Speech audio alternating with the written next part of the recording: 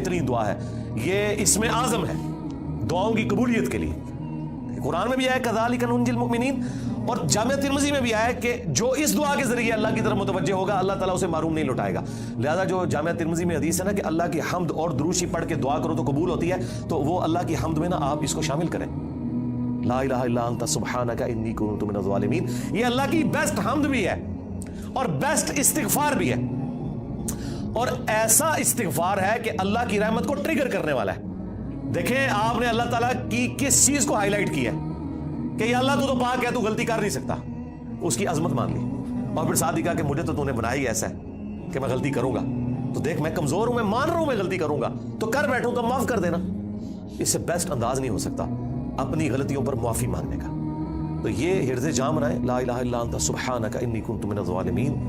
یقین کریں یہ دعا آپ کے سامنے یونس علیہ السلام ہو، مچھلی کا پیٹ، گپ اندھیرا، 3 دن 3 رات، دنیا میں کوئی آ کے آپ کو ریسکیو نہیں کر سکتا، اور موت سامنے نظر آ رہی ہے۔ حضرت یونس علیہ السلام اسی طریقے سے بچے ہیں جیسے مردہ کوئی زندہ ہو جائے، اور یہاں لوگ کہتے ہیں بڑا گرم ذکر ہے جی، خوشبو لا کے کرنا چاہیے اور صاف ستھری جگہ۔ بھائی جس نے یہ کیا تھا اس سے زیادہ تعفن والی جگہ کوئی نہیں تھی، مچھلی کا پیٹ۔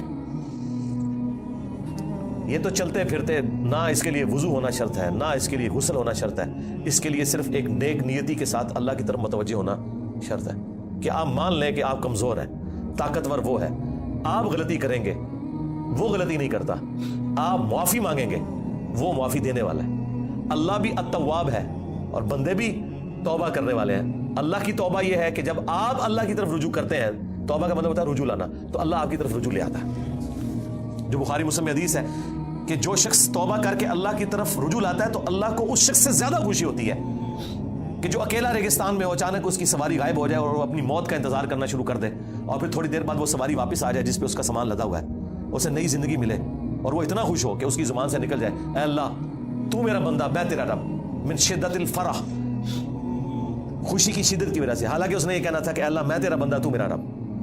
اس سے زیادہ اللہ تعالیٰ کو خوشی ہوتی ہے جو بندہ رجوع لے آتا ہے۔ تو یونس علیہ السلام کی دعاؤں کو آپ اپنے استغفار میں، اپنی صبح و شام کے اذکار میں، ہر جگہ اپنے تشہد کے اندر اس دعا کو پڑھا کریں، یہ بڑے بڑے مشکلوں کو آسان کر دیتی ہے۔ یار آپ دیکھیں ایک بندے کو اپنی موت سامنے نظر آ رہی ہے اور اس موت میں سے اسے زندگی مل جائے، بس جب آپ نا امیدی کے اینڈ پر پہنچے ہوں اور آپ کو کوئی امید نظر نہ آئے تو آپ یہ پڑھیں لا الہ الا انت سبحانک انی کنت من الظالمین۔ انشاءاللہ تعالی اللہ تعالیٰ اس مشکل میں بھی کوئی نہ کوئی ایسی راہ نکال دے گا جو آپ نے گمان بھی نہیں کبھی کی ہوگی۔ بہرحال وہ 3 دن اور 3 رات کے بعد یونس علیہ السلام کو مچھلی نے ساحل پر ڈال دیا۔ اب ان کا جسم کافی ڈیمیج ہو چکا ہوا تھا، قرآن میں آیا کہ ان کے لیے اللہ تعالیٰ نے کدو کی بیل اگا دی جو ان کے اوپر سایہ کی ہوئی تھی، کیونکہ بالکل لاغر ہوئے تھے وہ، اور پھر دھوپ سے بچاؤ کے لیے وہ بیل بھی ان کو چاہیے تھی۔ پھر سسٹین ہوئے، جب واپس اپنی قوم میں آئے تو دیکھا کہ جناب سارے رفع دین نمازاں پڑھ رہے ہیں۔ انہوں نے کہا پوری زندگی بخاری مسلم دی حدیثاں دکھائیاں، انہیں رفع دین نہیں شروع کیتا، اچانک کیا ہو گیا؟ یعنی وہ سارے کے سارے مان لے، یہ میں آج کے دور میں ٹرانسلیٹ کر رہا ہوں۔ پھر کہنے کے کتنے لکھے ہیں سرکار، دیکھیں اللہ تعالیٰ ہر دور میں اپنے بندے بھیجتا ہے جو اس دور کی لینگویج میں ان کو وہ بات سمجھاتے ہیں۔ تو انہوں نے دیکھا بھی انقلاب یہ کہاں سے آ گیا، سارے اونچی آمین کہہ رہے ہیں، سارے رفع الدین سے نماز پڑھ رہے ہیں، سارے نے جڑے اپنی شلواریں چھونگ لیاں نے، کیا ہو گیا؟ تو پتہ چلا کہ جناب اللہ تعالیٰ نے معاف کر دیا ان کو۔ اور یہ ایک ایسا ایکسیپشنل واقعہ ہے جو اللہ تعالیٰ کی پوری بنائے ہوئے پلان کے اندر، پوری ڈیسٹنی میں، پوری انسانی تاریخ میں اور کسی کے لیے نہیں ہوا۔ اس خاص واقعے کی وجہ سے ہی اس سورت کا نام سورہ یونس ہے۔ اگرچہ یونس علیہ السلام کا ذکر آپ نے دیکھ لیا، بس یہ اتنا صحیح آ رہا ہے، یہ باقی پورے واقعات قرآن میں سکیٹرڈ فارم میں ہیں۔ سورہ ہود سے میں نے بیان کیا، سورۃ الاعراف، باقی صورتوں سے جوڑ کے آپ کو ایک جگہ پوری پکچر بتائی ہے۔ حالانکہ عام بندے سے پوچھے نا کہ سورہ یونس میں کیا ہوگا تو وہ یہ بتائیں گے آپ کو کہ سورہ یونس میں یہ لکھا ہوا ہوگا کہ حضرت یونس علیہ السلام کتنے خوبصورت تھے، ان کی زلفوں کا رنگ کیا تھا، ان کے ماں باپ کہاں رہتے تھے، وہ کہاں پیدا ہوئے، کہاں فوت ہوئے۔ عام آدمی تو یہ سمجھ رہا ہوگا، حالانکہ سورہ یونس کا جو مرکزی ٹاپک ہے نا وہ توحید ہے، ٹوٹل توحید۔ اور اس میں حضرت یونس علیہ السلام بھی فٹ ان بیٹھ رہے ہیں۔ کیوں؟ توحید کا مطلب یہ ہے کہ ہوگا وہ جو اللہ چاہے گا، اور اللہ چاہے تو اپنا بنایا ہوا قانون بھی توڑ سکتا ہے۔ اللہ اپنے قانون کا بھی کوئی پابند نہیں ہے، لیکن یہ دنیا کے اعتبار سے، آخرت کے لیے نہیں۔ آخرت کے لیے اللہ نے قرآن میں یہ بتایا کہ میں اپنے وعدے کے خلاف نہیں چلوں گا۔ آخرت اللہ کا قانون نہیں ہے، وعدہ ہے۔ اور اگر اللہ وعدہ توڑتا ہے نا تو وہ اللہ نہیں رہتا، کیونکہ جو وعدہ پورا نہ کرے وہ جھوٹا ہوتا ہے اور جھوٹ اللہ کی طرف منسوب نہیں. لیکن دنیا میں اللہ تعالیٰ اپنے بنائے ہوئے قوانین توڑ دیتا ہے. وہ اللہ کے کوئی وعدے نہیں ہے. اللہ کا قانون ہے کہ آگ جلائے گی، ابراہیم کو نہیں جلایا تو اللہ تعالیٰ کو اس سے کوئی فرق نہیں پڑتا. یہ اللہ کا کوئی وعدہ نہیں تھا.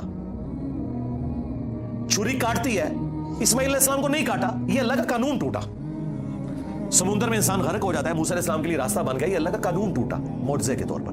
آخرت میں کوئی قانون نہیں ٹوٹے گا. جو مواعید دنیا سے کیا اللہ کا تابع فرمان، پیغمبروں کا مطیع، پھر اس پہ تقدیر غالب نہیں آئے گی کہ نہیں جی اے تیری میں ایک گل سنبھال کے رکھی ہے لہذا تو زیرو نہ ملٹیپلائی ہو گیا. نہیں، وہاں بھی نیکیاں تولی جائیں گی. چاہے گناہوں کے پلڑے میں بڑے سے بڑا گناہ بھی آ گیا شرک کے سوا اور نیکیاں بھاری ہوگی تو اللہ تعالیٰ کسی کو یہ کہے گا کہ بھی نہیں کہ بالکل تو زیرو زیرو ہی بچے ہیں. نہیں، بس یہ میرا وعدہ ہے کہ میں بچا لوں گا. بلکہ اللہ کی تو رحمت اس سے بھی زیادہ ہے. وہ تو اپنے پیغمبر کی شفاعت سے جن کے نیکیوں کے پلڑے ہلکے بھی ہو جائیں گے ان کی بھی کمپنسیشن فرما دے گا اگر وہ شرک نہ کرتے ہوئے انشاءاللہ تعالی. ہمیں تو اللہ تعالیٰ بغیر حساب و کتاب کی جنت میں داخلہ عطا فرمائے. آمین. مع النبیین والصدیقین والشہداء والصالحین. آمین. بہرحال یونس علیہ السلام جب واپس آئے انہوں نے یہ ساری بہاریں دیکھی تو ظاہر ہے کہ خوشی خوشی انہوں نے اس کو ایکسیپٹ کیا اور اللہ تعالیٰ نے پھر اس کو قیامت تک کے لیے قرآن میں نقل کر دیا.